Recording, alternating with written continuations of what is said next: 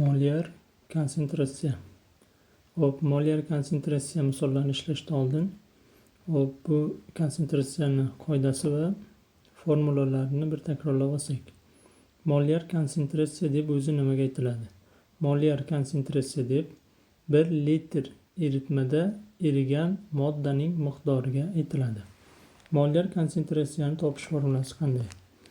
Molyar konsentratsiya odatda Cm bilan belgilanadi va uni topish formulasi Cm barobar N taqsim V. Bu yerda N modda miqdori,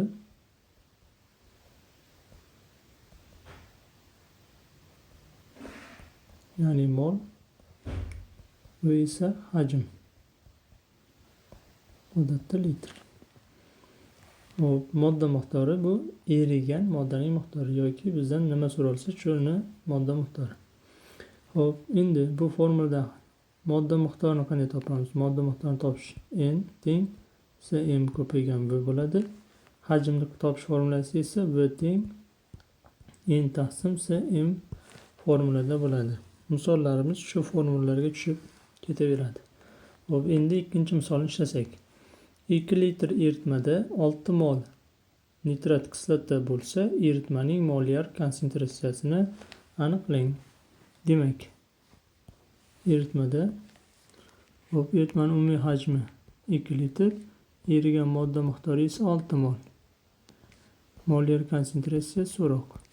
Formula bo'yicha topadigan bo'lsak, Cm teng 6 mol taqsim 2 litr teng 6 ni 2 bo'lsak 3 mol taqsim litr degan javob chiqar ekan. Demak, to'g'ri javob C. Agar buni proporsiyada ishlamoqchi bo'lsak, qoida bo'yicha 1 litr eritmada erigan modda miqdoriga molyar konsentratsiya deyilar edi. Ya'ni agar bizda shart bo'yicha 2 litr eritmada 3 mol modda erigan bo'lsa, yo 6 mol modda erigan bo'lsa, qoida bo'yicha 1 litr eritmadan topishimiz kerak. X teng 3 mol chiqadi.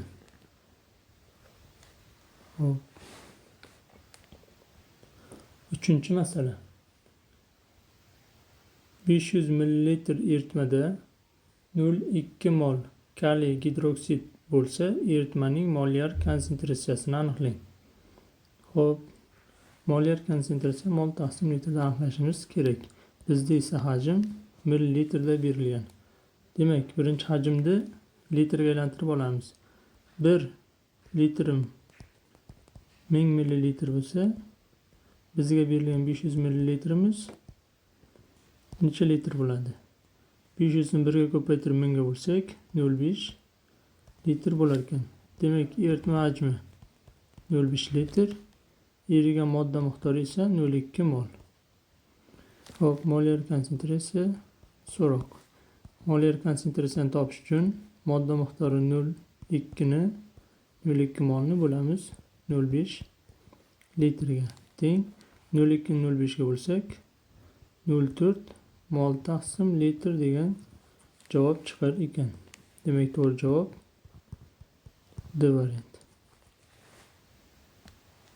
5-chi masala. Massasi 11,2 gram kaliy gidroksid suvda eritilib, hajmi 200 ml ga yetkazildi. Eritmaning molyar konsentratsiyasini mol taqsim litrda aniqlang. Eritmada kaliy gidroksid bor ekan. Eritmaning hajmi 200 ml. 200 ni 1000 ga bo'lsak 0,2 litr ekan. Modda miqdori esa berilmagan. Bizda erigan moddaning massasi berilgan. Undan molni topib olamiz. Molni topish uchun M taqsim katta M, ya'ni berilgan massani molyar massaga bo'lamiz. 11,2 gramni bo'lsam, kaliy gidroksidning molyar massasi 56 ga teng bo'lar ekan 0,2 molga. Demak, eritmada 0,2 mol kaliy gidroksid bo'lgan. Molyar konsentratsiyani topamiz. Demak, molyar konsentratsiya Cm teng 0,2 mol taqsim 0,2 litr teng 0,2 bo'lsak 1 mol taqsim litr degan javob chiqar ekan. Demak, to'g'ri javob A varianti. 6-masala. 0,5 litr 0,5 molyarli 3 litr eritmada necha mol modda mavjud? Endi eritmani molyar konsentratsiyasi berilyapti. Hajm berilyapti. Molni topish kerak. Molyar konsentratsiya 0,5 molyarli, hajm 3 litrli. Mol so'roq. Hop, molyar konsentratsiyani topish uchun molni hajmi bo'lishi kerak edi. Demak, molni topish uchun molyar konsentratsiyani hajmiga ko'paytirishimizga to'g'ri kelar ekan. Demak, n teng 0,5 ko'paygan 3 teng 1,5 mol modda erigan ekan. Demak, to'g'ri javob B varianti. 7-masala. 200 ml 0,3 molyarli eritma tayyorlash uchun necha gram kaliy karbonat kerak bo'ladi? Hop. Demak, eritma hajmi 200 ml, ya'ni 0,2 litr ekan eritma hajmi. Molyar konsentratsiya esa 0,3 molyarli. Erigan modda miqdori noma'lum. Erigan moddamiz esa kaliy karbonat ekan. Hop, birinchi kaliy karbonatning molini, keyin massasini topamiz. Hop, mol topish uchun 0,2 ni ko'paytirsak 0,3 ga 0,06 mol kaliy karbonat erigan ekan. Hop, 1 mol kaliy karbonatimiz 138 gram bo'lsa 0,06 mol qancha gram bo'ladi deb proporsiya qo'ysak 8,28 gram degan javob. Hop, 8,28 gram bo'lar ekan. Demak, to'g'ri javob C varianti. 8-masala. 1,2 molyarli necha millilitr tuz eritmasida 0,6 mol osh tuzi bo'ladi? Hop, endi bu masalada molyar konsentratsiya va erigan modda miqdori berilyapti. Hajmni topish kerak. Demak, molyar konsentratsiya 1,2 molyarli, erigan modda miqdori 0,6 mol. Hajm so'roq. Cm teng n taqsim v bo'lsa, v teng n taqsim cm ekan. Shu formula qo'ysak, mol 0,6 ni bilamiz. Hop, molyar konsentratsiya 1,2 ga. 0,6 ni 1,2 ga bo'lsam 1 taqsim 2, ya'ni 0,5 litr eritma miqdori ekan. Bizga hajm millilitrda so'ragan. Demak, buni 1000 ga ko'paytirsak 500 millilitr degan javob chiqar ekan. Demak, to'g'ri javob D varianti. 9-masala. 2,8 litr normal sharoitda ammiak suvda eritilib 500 ml eritma hosil qilindi. Eritmaning molyar konsentratsiyasini toping. Hop. Ammiak eritilganda eritma hajmi 500 ml, ya'ni 0,5 litr bo'lib qolibdi. Eritilgan ammiakning esa bizga hajmi berilgan, modda miqdori noma'lum. Hop, eritilgan ammiak normal sharoitda bo'lgani uchun ammiakning 1 moli normal sharoitda 22,4 litr bo'lsa, eritilgan 2,8 litri necha mol bo'lgan? 2,8 ni bo'lsak 22,4 ga 0,125 mol ammiak suvda eritilgan ekan. Demak, eritmada 0,125 mol ammiak bor. Hop, endi uni molyar konsentratsiyasini topsak. C molyar teng modda miqdori 0,125 ni hop bo'lamiz. Eritma hajmi 0,5 litrga. Teng 0,25 mol taqsim litr degan javob chiqar ekan.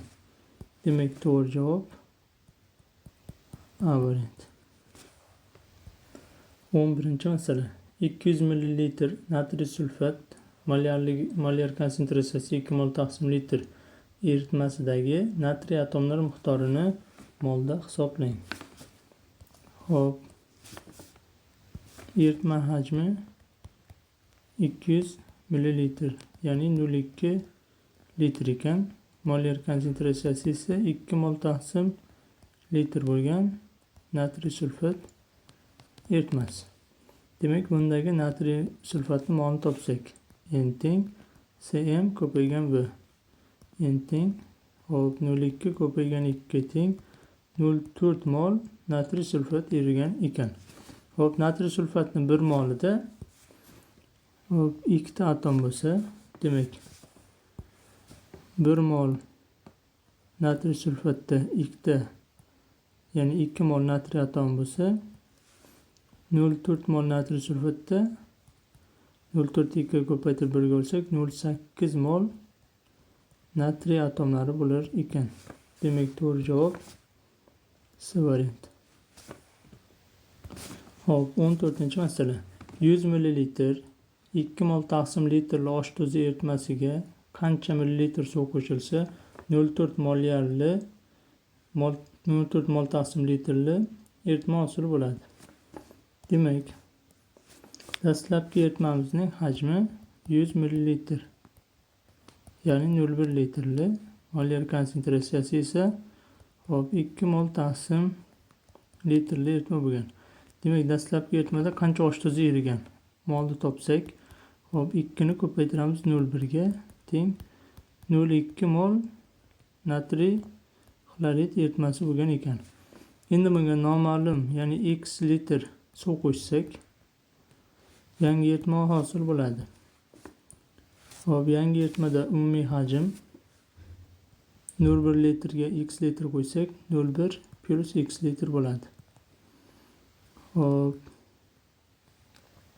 Modda miqdori, ya'ni natriy OHning, natriy xloridning miqdori esa 0,2 molgacha qolgan. Molyar konsentratsiya esa 0,4 mol taqsim litr bo'lib qolibdi. Demak, qo'shilgan x ni topish uchun modda miqdori 0,2 ni bo'lsam umumiy hajm 0,1 plus x ga molyar konsentratsiya 0,4 ga teng bo'lib qolgan. Tenglamani ishlasak, 0,2 teng 0,04 plus 0,4 x. Bu yoqqa minus bo'lsa 0,16 teng 0,4 x.